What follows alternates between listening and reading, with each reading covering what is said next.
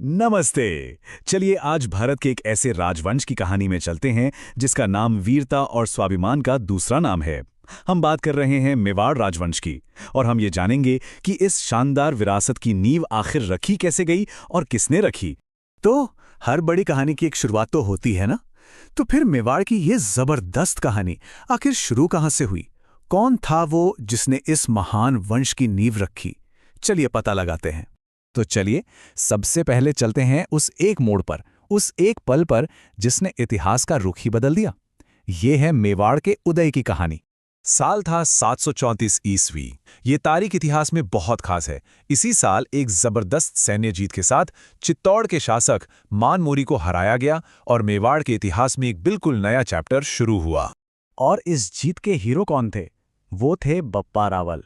और ये सिर्फ एक किला जीतना नहीं था, नहीं, ये तो एक ऐसे इंसान का उदय था जो एक बहुत बड़े और मजबूत साम्राज्य की नींव रखने वाला था। तो चलिए अब जरा गहराई से समझते हैं और जानते हैं इस राजवंश के आर्किटेक्ट बप्पा रावल के बारे में।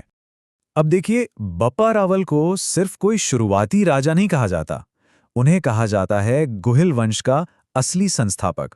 तो सवाल यह है कि ऐसा क्यों? भाई, उन्होंने सिर्फ एक राज्य जीता नहीं था, उन्होंने एक ऐसी मजबूत नींव रखी जो सदियों तक किसी भी तूफान में हिली नहीं। उनके राज की जो नींव थी वो 4 बड़े पिलर्स पर खड़ी थी। पहला, एडमिनिस्ट्रेशन, उन्होंने नागदा को अपनी राजधानी बनाया। दूसरा, अध्यात्म, उन्हें अपने गुरु हारित ऋषि का मार्गदर्शन मिला और उन्होंने कैलाशपुरी में मशहूर एक लंगजी मंदिर भी बनवाया।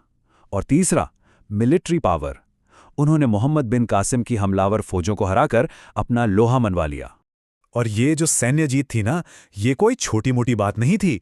ये इतनी बड़ी थी कि इतिहासकार सीवी वैद्य ने उनकी तुलना चार्ल्स मार्टेल से की। अब चार्ल्स मार्टेल कौन थे? वो एक यूरोपियन मिलिट्री लीडर थे जिन्होंने यूरोप पर एक बहुत बड़े हमले को रोका था। तो ठीक वैसे ही बप्पा रावल ने मोहम्मद बिन कासिम को रोककर भारत की सरहदों की हिफाजत की।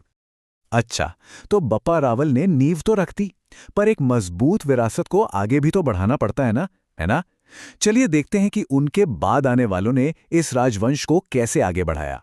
बात सीधी सी है, कोई भी वंश सिर्फ एक इंसान के भरोसे नहीं चल सकता। उसकी उम्र इस बात पर निर्भर करती है कि आने वाले राजा उस विरासत को कैसे संभालते हैं और कैसे आगे ले जाते हैं। और यहाँ हमें 2 बहुत ही दिलचस्प उदाहरण मिलते हैं कि कैसे एक विरासत को मजबूत किया जाता है, बिल्कुल अलग-अलग तरीकों से। एक तरफ थे अल्लट, उन्होंने राज्य को अंदर से मजबूत करने पर फोकस किया। कैसे? उन्होंने हूण राजकुमारी हरिया देवी से शादी करके एक पॉलिटिकल अलायंस बनाया। और सबसे जरूरी काम, उन्होंने मेवाड़ में ब्यूरोक्रेसी यानी नौकरशाही की शुरुआत की।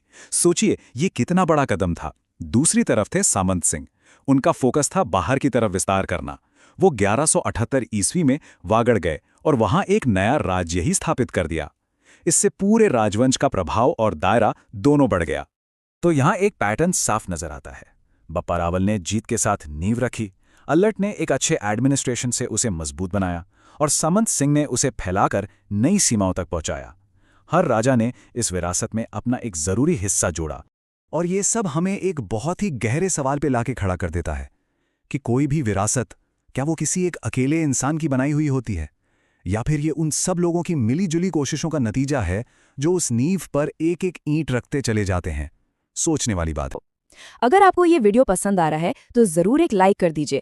आपका एक लाइक हमें और बेहतर वीडियो बनाने के लिए मोटिवेट करता है। अगर आपने अभी तक चैनल को सब्सक्राइब नहीं किया है तो अभी कर लीजिए और साथ में बेल आइकन दबाइए ताकि जब भी नया वीडियो आए आप सबसे पहले देख सकें। वीडियो को अपने दोस्तों के साथ शेयर करना मत भूलिए। और अगर आप हमारे साथ टेलीग्राम और व्हाट्सएप ग्रुप में जुड़ना चाहते हैं तो नीचे डिस्क्रिप्शन में दिए गए लिंक पर क्लिक करें। वहां आपको अपडेट्स, नोट्स और खास कंटेंट सबसे पहले मिलेगा।